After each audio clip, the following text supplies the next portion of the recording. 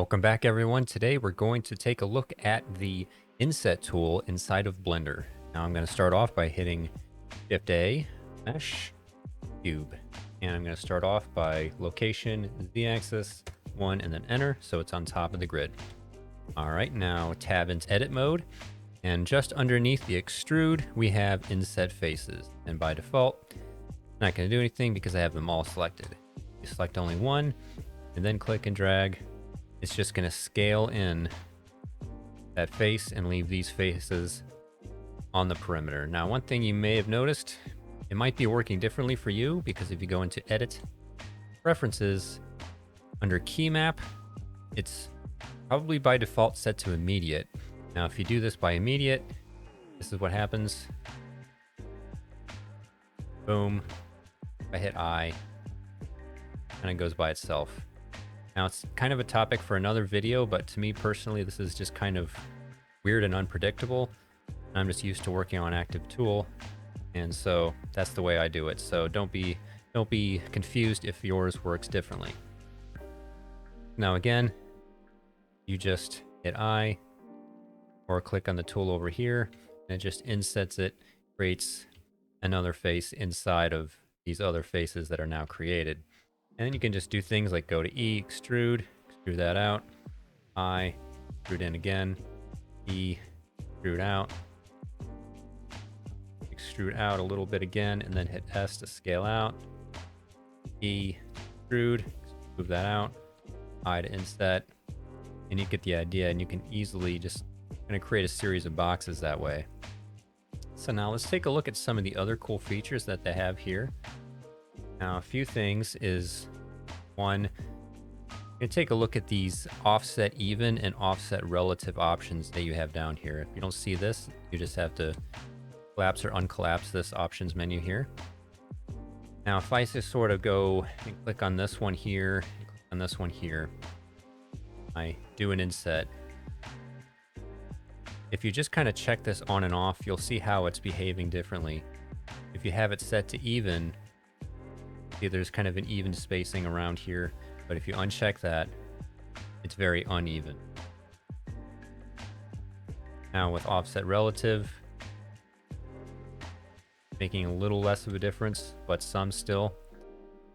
Now, according to the Blender manual, offset even, it says scale the offset to give a more even thickness. And for offset relative, it says scale the offset by lengths of surrounding geometry. And my advice is probably don't worry too much about exactly what that means. Whenever you're scaling something and you don't like the way it looks, insetting I should say, feel free to just sort of click on this, try with neither, try with both, and just one. And don't hurt your head about it too much. Just recognize that those are good options for you. Now the edge rail, I'm not going to talk about that. I never worry about that. I also don't worry about the interpolate down there. Now boundary.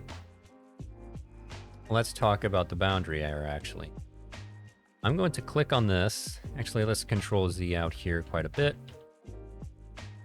Let's click on this and let's just delete that. If you didn't get that deletion right away, just hit delete and just go faces like that. You see, I have mine set to a hotkey of backspace, so I don't have to go into that menu every time. So now I'm going to click on all of these faces here. Hit I, do my inset, click and drag, and that's what you get. It's going to inset inside of all these faces. Now, if you hit boundary off, you see what happens. It's going to only inset right here along this edge. It's going to actually treat it almost as if this hole wasn't even here. So again, with it on, with it off. Usually, more often than not, I'm going to leave it this way, but there are going to be specific situations where it's going to be very nice to be able to change that. And while you're doing this, while I'm dragging, you can hit the B key and it will change that actively. So just keep that in mind. All right, now there's another thing you can change actively. Go back here. Now I'm going to hit I, drag it in, and I'm going to hold control. And it's like, whoa, what are we doing here? You're actually changing the depth. Now it's getting a little bit quirky on me. It's not moving where I want it to go. So I'm just gonna let go. And you see you still have the depth feature here. I can push it in or out precisely as I need to do. Now sometimes by just holding a hotkey while you're doing it, it can work faster, but a lot of times going in here, you're gonna give yourself a lot more precision. Go ahead and do that. I'm gonna extrude this out for no apparent reason. All right. All right, now let's do another inset. And now, outset. Huh, that's interesting. Now this outset feature, again, according to the Blender manual, create an outset rather than an inset. Causes the geometry to be created surrounding selection instead of within. So what it's doing is, because we just sort of inset it in by this amount, click on that, and it pushed that outer edge back by this amount. Let me also give you another demonstration here. Do this, scale this in. Reasons, extrude this out here. And now I'm gonna scale this out. Inset that much, and then hit that outset again. And you can see there it's kind of interpolating it because it didn't just create that edge there. It's like if I just did a Control R, scooted this edge loop up, click there, get off the tool, hit G, double select that, double click to select, and then just scale that out a bit. It just kind of did that. Now let me know in the comments if you find that helpful. I personally can't say that I use that feature a lot, but it's interesting to know that is there. Now going back to what we were doing, I inset, select outer. It's going to do exactly what it says. After you make that inset, instead of having the newly created face in the middle selected, it's going to have the newly created faces on the outside selected. Now again, this is one of those things where that's super helpful to know. It's like, hey, that's kind of convenient, right? But I don't know if I necessarily recommend working that way. You can if you want.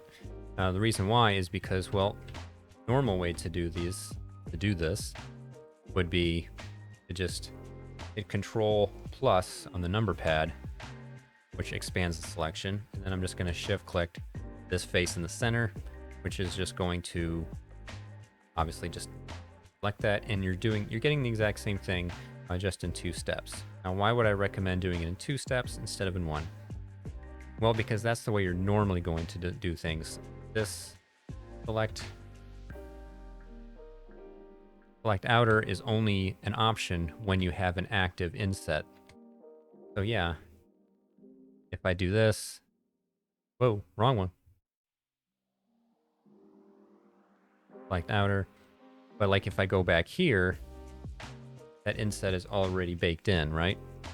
So I would have to do Control plus and then Shift deselect that one in the center. So that's the way you're going to make those selections. If you wanted to select the outside edges the vast majority of the time. So to me, it's just a matter of keeping my workflow consistent.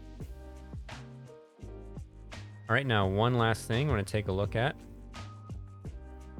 Inset this in. We're going to select these. Boom, boom, boom. I'm shift selecting to select all of them. I'm going to go inset on these. Bring that in.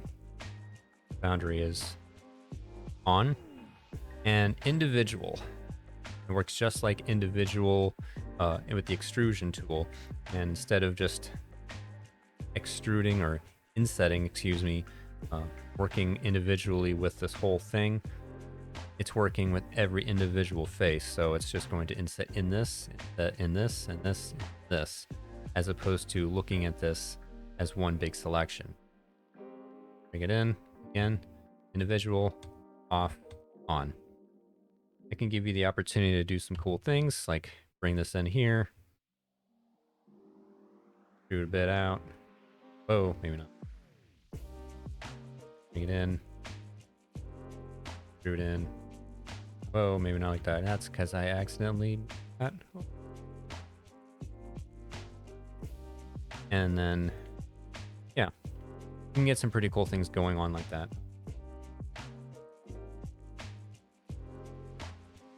So I hope this video is helpful for you at all. If it is, please let me know in the comments. And again, if you find some of these things helpful that I didn't, feel free to let me know. And otherwise, thank you for watching and take care.